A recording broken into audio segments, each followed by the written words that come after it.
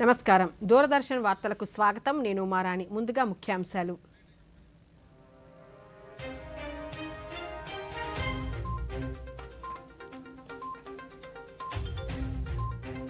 కేంద్ర బడ్జెట్ 140 కోట్ల మంది ఆకాంక్షలకు ప్రతిబింబమన్న ప్రధాని, సంస్కరణల ప్రయాణాన్ని బలోపేతం చేస్తుందన్న మోదీ.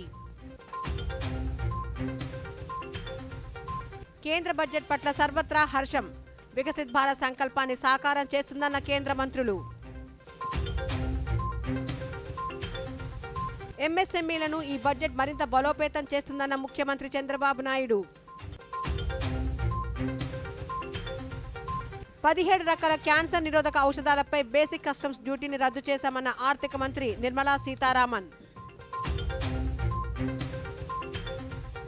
పంజాబ్లోని జలంధర్లో సంత్ రవిదాస్ 649వ జయంతి కార్యక్రమంలో పాల్గొన్న ప్రధాని మోదీ. ఇక వివరాలు. 2026-27 సంవత్సరానికి గాను లోక్సభలో కేంద్ర ఆర్థిక మంత్రి నిర్మలా సీతారామన్ బడ్జెట్ను ప్రవేశపెట్టారు. వికసిత్ భారత్ లక్ష్యంతో అన్ని రంగాలు అభివృద్ధి సాధించేలా ఆమె ఈ బడ్జెట్ను ప్రవేశపెట్టారు. ఆ విశేషాలను ఇప్పుడు చూద్దాం. 2026-27 ఆర్థిక సంవత్సరానికి గాను కేంద్ర బడ్జెట్ను ఆర్థిక మంత్రి నిర్మలా సీతారామన్ ఈ రోజు లోక్సభలో ప్రవేశపెట్టారు. ఆర్థిక మంత్రిగా వరుసగా 9వసారి నిర్మలా సీతారామన్ బడ్జెట్ను ప్రవేశపెట్టడం విశేషం. మొత్తం 12.2 లక్షల కోట్ల మూలధన వ్యయంతో ఈ బడ్జెట్ను ఆమె ప్రవేశపెట్టారు. తొలిసారి కర్తవ్య భవన్లో 3 కర్తవ్యాల లక్ష్యంగా బడ్జెట్ను రూపొందించామని మంత్రి పేర్కొన్నారు. సమ్మిళిత అభివృద్ధి, వృద్ధిలో ప్రజల భాగస్వామ్యంతో పాటు సబ్కా సాథ్ సబ్కా వికాస్ లక్ష్యమని, ప్రధానమంత్రి నరేంద్ర మోదీ నేతృత్వంలో ప్రపంచంలోనే అతిపెద్ద ఆర్థిక వ్యవస్థగా భారత్ ముందుకు సాగుతోందన్నారు. దేశంలో అరుదైన ఖనిజాల వెలికితీత, వినియోగాన్ని ప్రోత్సహించే దిశగా ఆంధ్రప్రదేశ్, ఒడిశా, కేరళ, తమిళనాడు రాష్ట్రాల్లో ప్రత్యేక రేర్ ఎర్త్ క్యారిడార్లను ఏర్పాటు చేయనున్నట్లు మంత్రి ప్రకటించారు. ఈ క్యారిడార్ల ఏర్పాటుతో ఎలక్ట్రానిక్, రక్షణ, క్లీన్ ఎనర్జీ రంగాలలో భారత్ స్వయం సమృద్ధి సాధించడమే లక్ష్యమన్నారు. A scheme for rare earth permanent magnets was launched in 2025 November. We now propose to support the mineral-rich states of Odisha, Kerala, Andhra Pradesh and Tamil Nadu to establish dedicated rare earth corridors to promote mining, processing, research and manufacturing. India semiconductor machine 2.0 కోసం 40,000 కోట్ల రూపాయలు ఖర్చు చేయనున్నట్లు తెలిపారు. ప్రపంచ స్థాయి container ఉత్పత్తి కోసం కార్పొరేషన్ ఏర్పాటు, హైటెక్ టూల్ రూమ్స్ ఏర్పాటు చేయనున్నామన్నారు. ఈ ఏడాది ఏప్రిల్ 1 నుంచి అమల్లోకి రానున్న కొత్త ఆదాయ పన్ను ద్వారా ప్రమాద పరిహార బీమాపై లబ్ధిదారులకు మినహాయింపు ఉండబోతుందని, ఎల్ఆర్ఎస్ కింద టీడీఎస్ ను 5% పెంచి 2% తగ్గిస్తున్నట్లు ప్రకటించారు. ఐటీ రిటర్న్ దాఖలకు మార్చి 31వ తేదీ వరకు వెసులుబాటు కల్పిస్తున్నట్లు మంత్రి ప్రకటించారు. దేశీయ తయారీ సామర్థ్యాన్ని పెంచి దిగుమతులపై ఆధారపడటాన్ని తగ్గించినట్లు మంత్రి వెల్లడించారు. ఉద్యోగ కల్పన, వ్యవసాయ ఉత్పాదకత, దేశీయ కొనుగోలు శక్తి పెంచేందుకు సంస్కరణలు చేపట్టినట్లు తెలిపారు. దేశంలో 7 హై స్పీడ్ రైలు కారిడార్లు ఏర్పాటు చేయనున్నట్లు మంత్రి తెలిపారు. పూణే, హైదరాబాద్, హైదరాబాద్ బెంగళూరు, హైదరాబాద్ చెన్నై, ముంబై పూణే, బెంగళూరు చెన్నై, ఢిల్లీ వారణాసి, వారణాసి సిలిగిరి మధ్య కారిడార్లు ఏర్పాటుకు బడ్జెట్లో చోటు కల్పించినట్లు ఆమె వెల్లడించారు. రానున్న 5 ఏళ్లలో 10,000 కోట్ల రూపాయలతో బయోఫార్మా శక్తి పథకాన్ని అమలు చేయనున్నట్లు మంత్రి వెల్లడించారు. అలాగే ఫార్మాస్యూటికల్ విద్యారంగం పరిశోధన కోసం 3 జాతీయ సంస్థలు నెలకొల్పనున్నట్లు వివరించారు. 17 రకాల మందులపై కస్టమ్స్ సుంకాలు తగ్గించబడ్డాయని మంత్రి వివరించారు. ఈ బడ్జెట్ చారిత్రాత్మకమైనదని, దేశంలోని మహిళల సాధికారత స్ఫూర్తిని ప్రతిబింబిస్తుందని ప్రధానమంత్రి నరేంద్ర మోదీ వ్యాఖ్యానించారు. కేంద్ర ఆర్థిక మంత్రి నిర్మలా సీతారామన్ మహిళా ఆర్థిక మంత్రిగా వరుసగా 9వసారి దేశ బడ్జెట్ ప్రవేశపెట్టడం ద్వారా కొత్త రికార్డు సృష్టించారని ప్రశంసించారు. బడ్జెట్ అనంతరం ప్రధానమంత్రి వీడియో సందేశంలో మాట్లాడుతూ కేంద్ర బడ్జెట్ 140 కోట్ల మంది ఆకాంక్షలకు ప్రతిబింబమని మోదీ పేర్కొన్నారు. ఇది సంస్కరణల ప్రయాణాన్ని బలోపేతం చేస్తుందని వ్యాఖ్యానించారు. మూలధన వ్యయానికి, వృద్ధికి మధ్య సమతూకం పాటించారని ప్రశంసించారు. వికసిత్ భారత్ నిర్మాణానికి ఈ బడ్జెట్ మార్గనిర్దేశనం చేస్తుందని, ఇది చరిత్రాత్మక బడ్జెట్ అని కొనియాడారు. బడ్జెట్లో ఆత్మనిర్భర్ భారత్కు కేటాయింపులు చేశారన్నారు. 2047 మిషన్ లక్ష్యాలకు అనుగుణంగా ఈ బడ్జెట్ ఉందని, త్వరలో భారత ప్రపంచంలోనే 3వ అతిపెద్ద ఆర్థిక వ్యవస్థగా ఎదుగుతుందని తెలిపారు. వ్యవసాయం, పాడి పరిశ్రమ, మత్స్య పరిశ్రమలకు ప్రభుత్వం ఎల్లప్పుడూ అత్యధిక ప్రాధాన్యం ఇస్తుందని, కొబ్బరి, జీడిపప్పు, కోకో, గంధపు చెక్క ఉత్పత్తిలో నిమగ్నమైన రైతుల కోసం ఈ బడ్జెట్తో ఎన్నో ప్రయోజనాలు చేకూరుతాయని తెలిపారు.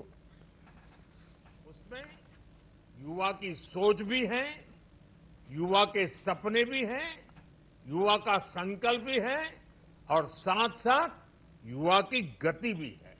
बजट में जो प्रावधान किए गए हैं उससे अलग अलग सेक्टर्स में लीडर्स, इनोवेटर्स और क्रिएटर्स तैयार होंगे। मेडिकल हब्स के निर्माण से, एलाइड हेल्थ प्रोफेशनल्स के माध्यम से, ऑरेंज इकोनॉमी यानी ऑडियो विजुअल गेमिंग को बढ़ावा देकर, पर्यटन को प्रोत्साहन देकर और खेलो इंडिया मिशन के माध्यम से కేంద్ర బడ్జెట్ను ముఖ్యమంత్రి నారా చంద్రబాబు నాయుడు స్వాగతించారు. కుప్పంలో ఆయన మీడియాతో మాట్లాడుతూ రాష్ట్ర ప్రభుత్వం దృష్టి సారించిన అంశాల్లో మరింత వేగంగా ముందుకు వెళ్లేందుకు ఈ బడ్జెట్ సహకరిస్తుందన్నారు. రాష్ట్రం అమలు చేసిన ఈజ్ ఆఫ్ డూయింగ్ బిజినెస్ విధానానికి ఈ బడ్జెట్ మరింత సహకరిస్తుందన్నారు. ఎంఎస్ఎంఈలను మరింత బలోపేతం చేసుకునే అవకాశం ఉందన్నారు. మహిళలు, రైతులు, యువత సాధికారత సాధించేలా బడ్జెట్ ఉందని పేర్కొన్నారు. కేంద్ర ప్రభుత్వం ప్రవేశపెట్టినటువంటి బడ్జెట్ ఒక వెరీ వెల్ బ్యాలెన్స్డ్, అదే మరిగా ఇది ఒక ఫార్వర్డ్ లుకింగ్ బడ్జెట్. ఇది ఏదైతే భారత ప్రజలందరూ కూడా ఫాస్ట్ గ్రోయింగ్ ఎకానమీ మీద ఎన్నో యాస్పిరేషన్స్ పెట్టుకున్నారు, దాన్ని రిఫ్లెక్ట్ చేసే విధంగా ఈరోజు బడ్జెట్ వచ్చింది. ఇటీవల ఒక historic FTA with European union మనం చేసుకున్నాం. దాన్ని కూడా ఇప్పుడు మనం బడ్జెట్ చూస్తే అది కూడా అచీవ్ చేసే పరిస్థితిలో, అదే మాదిరిగా భవిష్యత్తులో సెల్ఫ్ రిలయన్స్ అండ్ మ్యానుఫ్యాక్చరింగ్లో కన్సాలిడేషన్ జరిగే దిశగా ఈ బడ్జెట్ ప్రవేశపెట్టడం జరిగింది. అదే మాదిరిగా ఇది ఈజ్ ఆఫ్ డూయింగ్ బిజినెస్ని స్ట్రెంగ్తన్ చేస్తుంది. ఎంఎస్ఎంఈలు ప్రమోట్ చేయడంలో, స్ట్రెంగ్తన్ చేయడంలో ప్రముఖ పాత్ర వహించే పరిస్థితి వస్తుంది. ప్రత్యేకంగా మీరు ఒకసారి చూస్తే ఉమెన్, ఫార్మర్ అండ్ యూత్, ఈ ముగ్గురికి కూడా టాప్ ప్రియారిటీ ఇవ్వడం, అదే మాదిరిగా వారి యొక్క ఎంపవర్మెంట్ కోసం దోహదం చేసి పెట్టారు.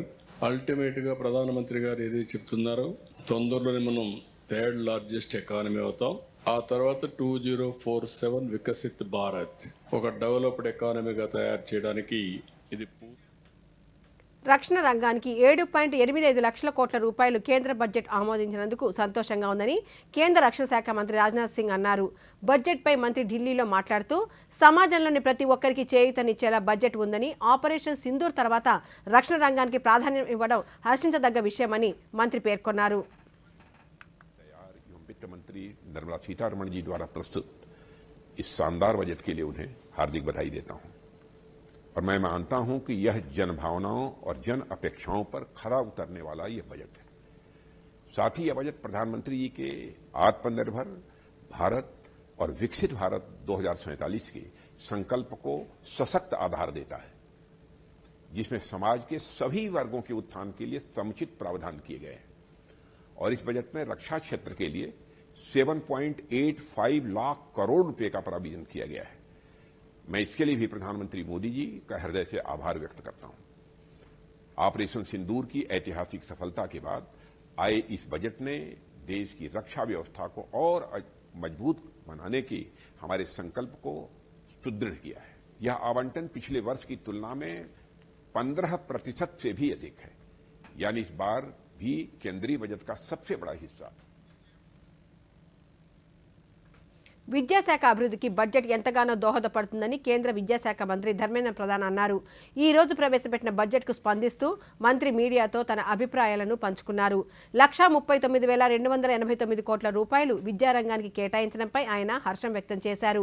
దేశంలోని బాలికలు సాంకేతిక రంగంలో ఇతర దేశాల విద్యార్థుల కంటే రాణిస్తున్నారని కొనియాడారు. అలానే 5 యూనివర్సిటీ టౌన్షిప్ల ఆమోదం కూడా విద్యార్థుల ప్రగతికి సహకరిస్తుందని మంత్రి వివరించారు.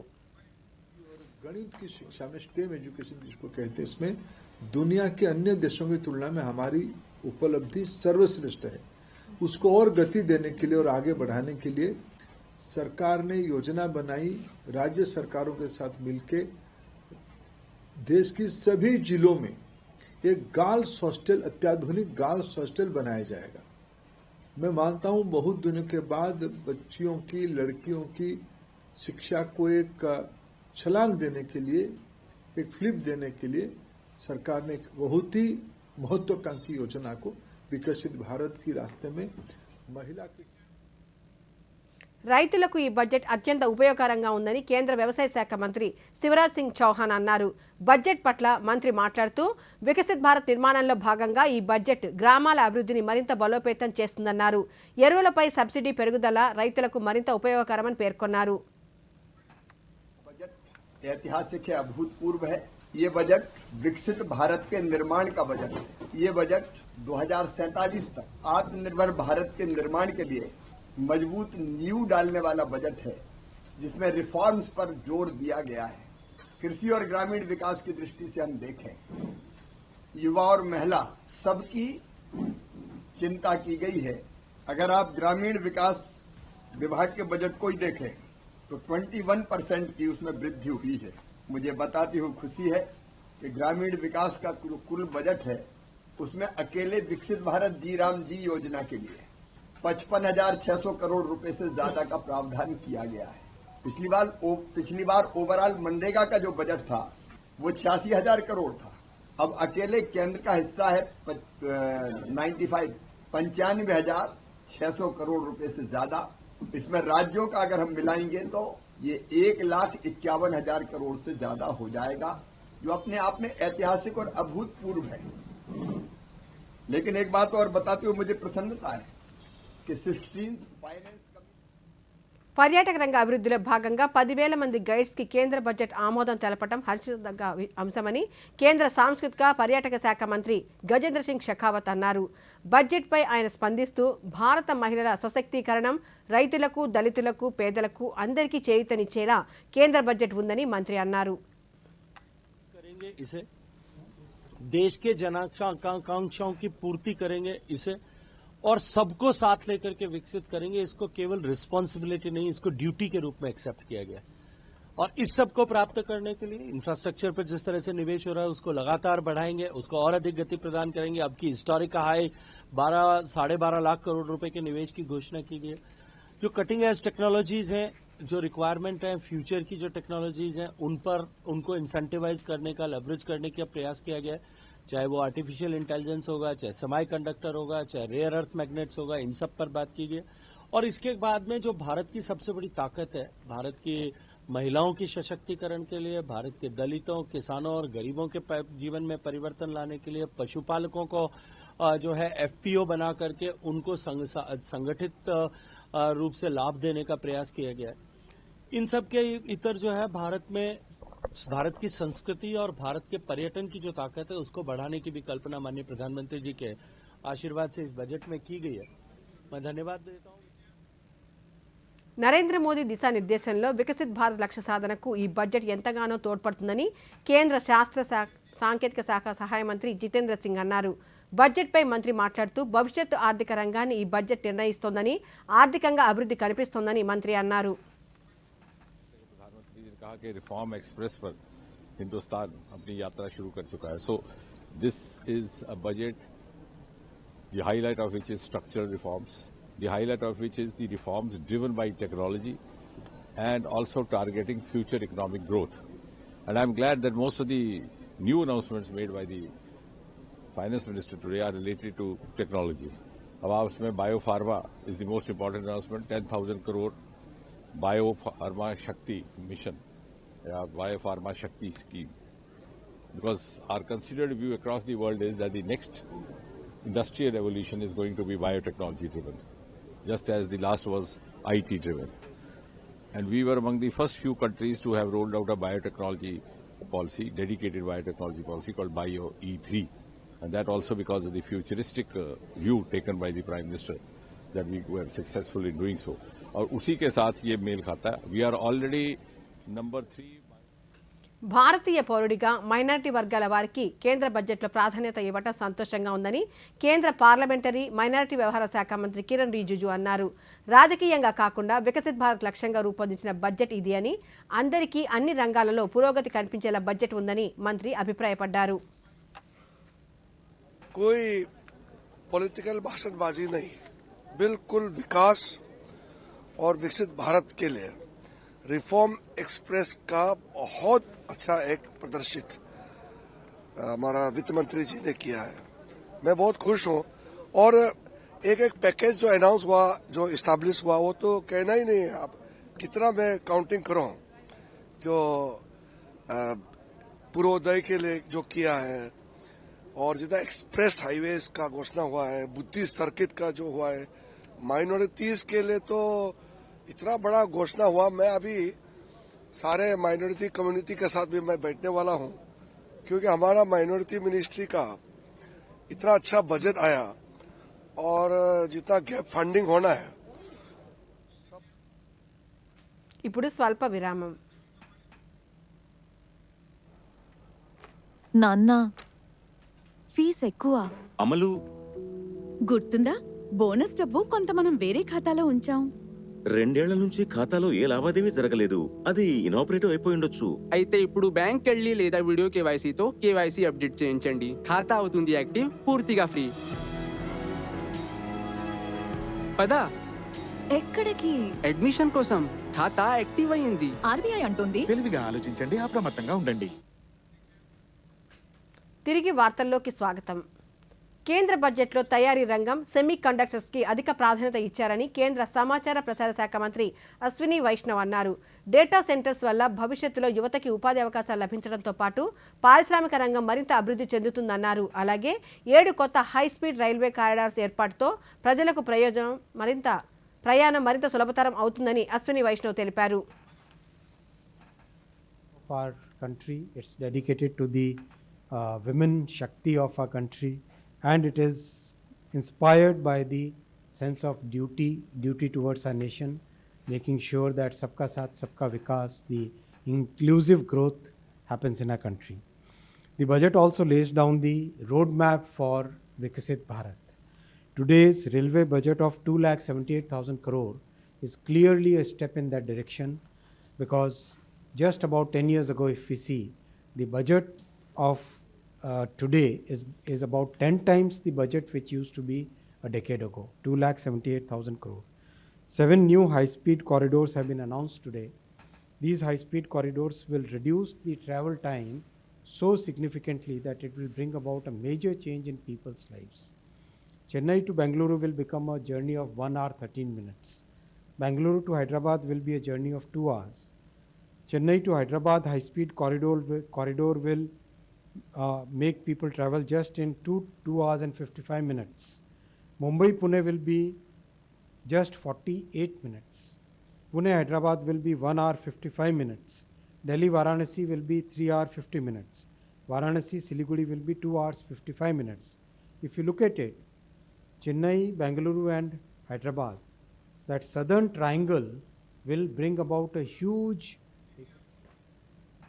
కేంద్ర ఆర్థిక మంత్రి నిర్మలా సీతారామన్ ప్రవేశపెట్టిన కేంద్ర బడ్జెట్ ప్రజా సంక్షేమానికి వికసిత్ భారత్ సంకల్ప సాధనకు ఎంతగానో దోహదపడుతుందని కేంద్ర ఆరోగ్య కుటుంబ సంక్షేమ శాఖ మంత్రి జేపీ నడ్డా పేర్కొన్నారు. ఈ బడ్జెట్ దేశ ఆర్థిక వికాసానికి ఎంతో ప్రయోజనం చేకూరుస్తుందన్నారు. ఇది యువ బడ్జెట్ అని పేర్కొన్నారు. ఇది దేశ వికాసానికి ఆత్మనిర్భర్ భారత్ బడ్జెట్ అని తెలిపారు. ఈ బడ్జెట్ మానసిక సంబంధిత సమస్యలపై ప్రత్యేక దృష్టి సారించారని, ఇది ఎంతో గర్వించదగ్గ విషయమని కేంద్ర మంత్రి పేర్కొన్నారు. ప్రపంచ ఆరోగ్య సంస్థ ట్రెడిషనల్ మెడిసిన్ సెంటర్ ఏర్పాటు భారతీయులకు ఎంతో గౌరవప్రదమైన అంశమని పేర్కొన్నారు. और तेजपुर स्थित केंद्रीय मनोचिकित्सा संस्थानों का जो अपग्रेडेशन किया जा रहा है और जो उत्तर भारत में निम्हांस की नई घोषणा स्थापना करने की घोषणा सराहनीय है. जामनगर में World Health Organization traditional medicine centre की स्थापना हर भारतवासी के लिए एक गौरव की बात है. स्वास्थ्य बजट में वृद्धि के साथ साथ देश के हेल्थ सेक्टर को मजबूती देने के लिए रिसर्च और डेवलपमेंट पर विशेष फोकस्ड आम बजट हार्दिक स्वागत करता हूं और आदरणीय प्रधानमंत्री जी का हार्दिक अभिनंदन करता हूं. भारत में निर्मित दवाओं को विश्व स्तरीय गुणवत्ता के लिए और उनके मानकों पर खरा रखने के लिए जो सिडेस्को को अधिक मजबूत किए जाने का प्रस्ताव, यह भी बहुत सराहनीय है. बायोफार्मा భారతదేశ తయారీ రంగం వేగంగా అభివృద్ధి చెందేలా ఈ కేంద్ర బడ్జెట్ ఉందని కేంద్ర వాణిజ్య పరిశ్రమ శాఖ మంత్రి పీయూష్ గోయల్ తెలిపారు. ఎంఎస్ఎంఈలపై ప్రత్యేక శ్రద్ధ పెట్టారని, ఎంఎస్ఎంఈల కోసం ప్రత్యేకంగా 10,000 కోట్ల రూపాయలు కేటాయించినట్టు తెలిపారు. దేశంలో అనేక సంవత్సరాలుగా పనిచేస్తున్న పాత పారిశ్రామిక ఎస్టేట్లను పునరుద్ధరించడానికి కూడా పథకాలు కూడా ప్రవేశపెట్టారన్నారు. సమాజంలోని ప్రతి వర్గం ఈ బడ్జెట్ నుండి ప్రయోజనం పొందుతుందన్నారు. जो माननीय प्रधानमंत्री नरेंद्र मोदी जी के नेतृत्व में 15 अगस्त से रिफॉर्म एक्सप्रेस की गति तेजी से आगे बढ़ रही है, उसकी एक बहुत अहम कड़ी माननीय निर्मला सीतारमन जी ने इस बजट में देश के समक्ष पेश की है. ये देश को एक विकसित भारत 2047 तक लेके जाने के लिए गति देता है और बल देता है. मजबूती से एक बड़ा दूरदृष्टि की सोच के साथ फॉरवर्ड लुकिंग एजेंडा ये बजट देशवासियों के समक्ष रखता है. हमारे युवाओं के लिए, युवा युवतियों के लिए, हमारी महिलाओं के लिए, हमारे किसानों के लिए, मछुआरों के लिए, सभी को इसमें विकास की किरण दिखती है. मैन्युफैक्चरिंग को तो विशेष बल दिया गया है. तेजी से भारत का मैन्युफैक्चरिंग आगे बढ़ सके उसको सुनिश्चित किया गया और अलग अलग क्षेत्र में, टेक्नोलॉजी के क्षेत्र में, इलेक्ट्रॉनिक कंपोनेंट्स के मैन्युफैक्चरिंग में, कंटेनर बनाने के लिए जो बड़े कंटेनर जिसमें ఎన్నికల కోసం ప్రవేశపెట్టిన బడ్జెట్ కాదని, భావి తరాలకు భారతదేశానికి మేలు చేకూర్చే బడ్జెట్ అని కేంద్ర బొగ్గు గనుల శాఖ మంత్రి కిషన్ రెడ్డి అన్నారు. కేంద్ర బడ్జెట్పై ఆయన మీడియాతో సంభాషించారు. ఈ సందర్భంగా మంత్రి మాట్లాడుతూ ఇట్ రైల్వేస్, ఆరోగ్యం, మహిళలు, యువత, విద్య ఇలా అన్ని రంగాల వారికి ఉపయుక్తకరంగా ఉందని, ముఖ్యంగా ఉపాధి అవకాశాలు మెండుగా ఉంటాయని కేంద్ర మంత్రి అభిప్రాయాన్ని వ్యక్తం చేశారు. బడ్జెట్ భవిష్యత్తు తరాలకు ఉపయోగపడే విధంగా దేశం యొక్క ఆర్థిక వ్యవస్థను మరింతగా గాడిన పెట్టే విధంగా, దేశంలో ఉపాధి అవకాశాలు మెరుగుపరిచే విధంగా, విదేశీ పెట్టుబడులు లక్ష్యంగా పెట్టుకొని దేశంలో మౌలిక వసతులకు పెద్దపీట వేస్తూ, రక్షణ రంగాన్ని మరింతగా శక్తివంతం చేసుకుంటూ, రైల్వే, ఫార్మా, అగ్రికల్చర్, అదేవిధంగా మహిళల సంక్షేమము అనేక అంశాలను కూడా ఈ బడ్జెట్లో పొందుపరుస్తూ భారతదేశం ఒక మ్యానుఫ్యాక్చరింగ్ హబ్గా మారాలనేటువంటి ఉద్దేశంతో అనేక రకాల రిఫార్మ్స్ ఇందులో తీసుకురావడం జరిగింది. నరేంద్ర మోడీ గారి ప్రభుత్వము ప్రతి వారము జరిగేటువంటి కేంద్ర కేబినెట్ మీటింగ్లో కూడా ఏదో ఒక రిఫార్ము తెస్తూనే ఉంటారు. వారు బడ్జెట్లో కూడా అనేక రకాల రిఫార్మ్స్, అది ఫారిన్ డైరెక్ట్ ఇన్వెస్ట్మెంట్ విషయంలో కావచ్చు, లేక ఐటీ సెక్టార్లో కావచ్చు, అగ్రికల్చర్ సెక్టార్. దేశాభివృద్ధి, ఆర్థిక క్రమశిక్షణ, మౌలిక సదుపాయాలు, విద్య, ఆరోగ్యం, రైతులు, యువత మీద ప్రత్యేక దృష్టి పెడుతూ కేంద్ర ఆర్థిక మంత్రి నిర్మలా సీతారామన్ బడ్జెట్ ఉందని కేంద్ర పౌర విమానయాన శాఖ మంత్రి కింజరాపు రామ్మోహన్ నాయుడు అన్నారు. ఈ మేరకు కేంద్ర బడ్జెట్ను ప్రశంసిస్తూ ఒక ప్రకటన విడుదల చేశారు. విదేశీ యాత్రలపై పన్ను తగ్గింపు పౌర విమానయాన రంగానికి మరింత ఊతమిస్తుందని తెలిపారు. ప్రధానమంత్రి వికసిత్ భారత్ లక్ష్యాలను వేగంగా చేరుకునేందుకు ఇది దోహదపడుతుందని, శ్రీకాకుళం జిల్లాలో ప్రధాన పంటైన కొబ్బరి రైతులు కోలుకునేలా తోడ్పాటు అందివ్వడం శుభపరిణామమన్నారు.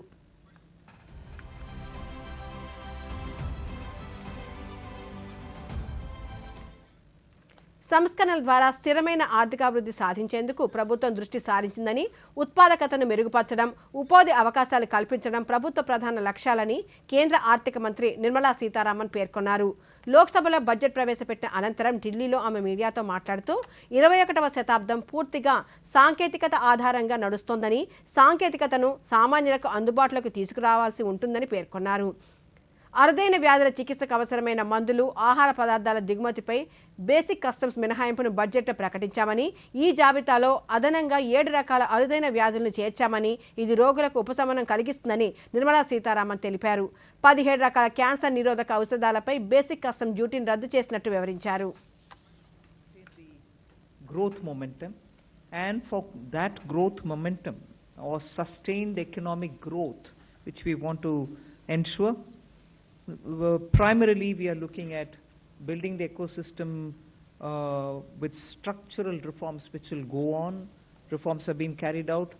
We are continuing to do the reform activities, so it will continue with an aim to make sure that we create enough environment for improving productivity and making sure employment is generated. Also, technology, 21st century, this century is completely driven by technology. So we will ensure that technology is brought in to to benefit the common man, to make sure common man benefits in the sense of ease of doing living, or for his business to prosper, or for farmers for greater productivity or better logistics, whatever. 2040 నాటికి వికసిత్ భారత్ సంకల్ప సాధన దిశగా దేశాన్ని ఆత్మనిర్భరత వైపు నడిపించేదిగా ఉందని Bharatiya Janata party రాష్ట్ర అధ్యక్షులు PVN Madhav తెలిపారు. ప్రపంచంలో అన్ని దేశాలకు దిశ చూపించే దిశగా కేంద్ర బడ్జెట్ ఉందని తెలిపారు. ప్రధానమంత్రి నరేంద్ర మోదీ ఆలోచనలను సమీకృతం చేసి అద్భుతమైన బడ్జెట్ను దేశం ముందు పెట్టారని పేర్కొన్నారు. నిర్మలా సీతారామన్ గారు ప్రవేశపెట్టిన ఆవిడ హయాంలో 9వ వార్షిక బడ్జెట్ ఏదైతుందో నిజంగానే వాళ్ళ ఒక అద్భుతం. దేశాన్ని ఆత్మనిర్భర్ వైపు పరిగెట్టించటం, వికసిత భారతం 2047 కల్లా పూర్తి చేసే దిశగా అడుగులు వేయటం, స్వదేశీ స్వావలంబన దిశగా అడుగులు వేయటం, ప్రపంచంలో అన్ని దేశాలకు కూడా దిశ చూపించే విధంగా ఈరోజు మన బడ్జెట్ ఉంది అంటే అతిశయోక్తి కాదు. ప్రధానమంత్రి నరేంద్ర మోదీ సంత్ గురు రవిదాస్ 649వ జయంతి ఉత్సవాలను పురస్కరించుకొని ఈ మధ్యాహ్నం పంజాబ్ చేరుకున్నారు. పర్యటనలో భాగంగా పంజాబ్లోని విమానాశ్రయాన్ని శ్రీ గురు రవిదాస్ మహారాజ్ జీ విమానాశ్రయం ఆదంపూర్గా పేరు మార్చారు. అలానే లుధియానా జిల్లాలోని హల్వారా విమానాశ్రయంలో కొత్త టెర్మినల్ భవనాన్ని కూడా ప్రధానమంత్రి వర్చువల్గా ప్రారంభించారు. ఈ టెర్మినల్ లుధియానా పరిసర ప్రాంతాలకు ఇంకా పారిశ్రామిక వ్యవసాయ ప్రాంతాలకు సేవలను అందిస్తుందని, తద్వారా రాష్ట్రానికి కొత్త పౌర విమానయాన గేట్వేగా పనిచేస్తుందని అధికారులు భావిస్తున్నారు. విమానాశ్రయంలో ఏర్పాటు చేసిన ప్రదర్శనను ప్రధానమంత్రి వీక్షించి వివరాలు అడిగి తెలుసుకున్నారు.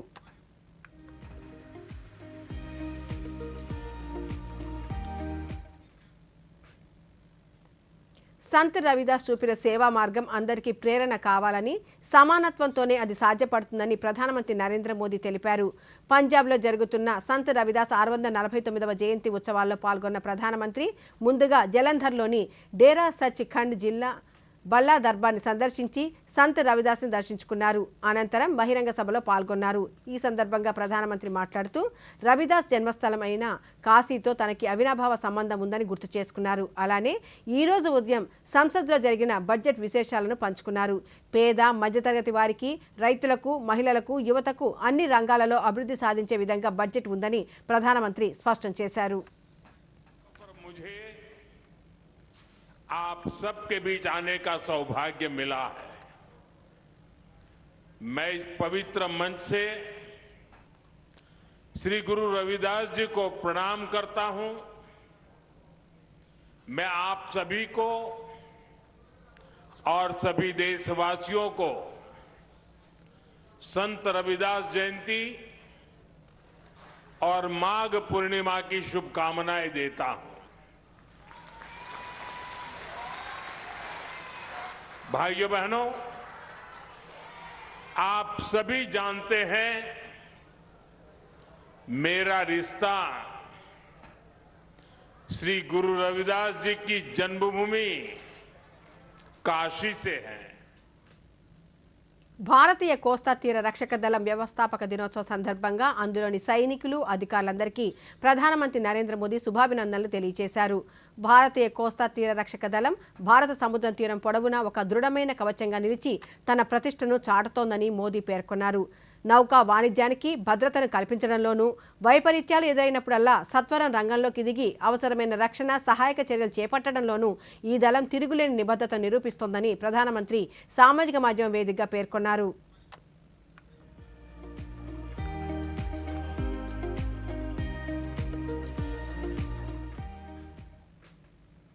ఈ రోజు న్యూఢిల్లీలోని జవహర్లాల్ నెహ్రూ స్టేడియం వేదికగా 2వ edition Indian Navy half marathon INHM 2026 ఘనంగా ప్రారంభమైంది. కేంద్ర మంత్రి మన్సుఖ్ మాండవీయ, భారత నౌకాదళ అధిపతి అడ్మిరల్ దినేష్ కే త్రిపాఠితో కలిసి జెండా ఊపి ఈ పరుగును ప్రారంభించారు. ఈ మారథాన్లో వేలాది మంది పౌరులు, పాఠశాల విద్యార్థులు, యువత, రక్షణ దళాల సిబ్బంది ఉత్సాహంగా పాల్గొన్నారు.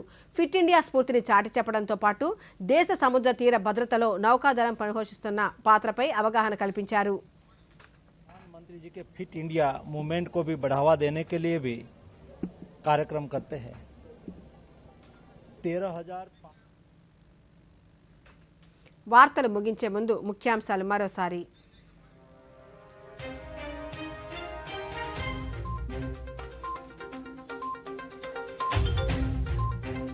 కేంద్ర బడ్జెట్ 140 కోట్ల మంది ఆకాంక్షలకు ప్రతిబింబమన్న ప్రధాని, సంస్కరణల ప్రయాణాన్ని బలోపేతం చేస్తుందన్న మోదీ.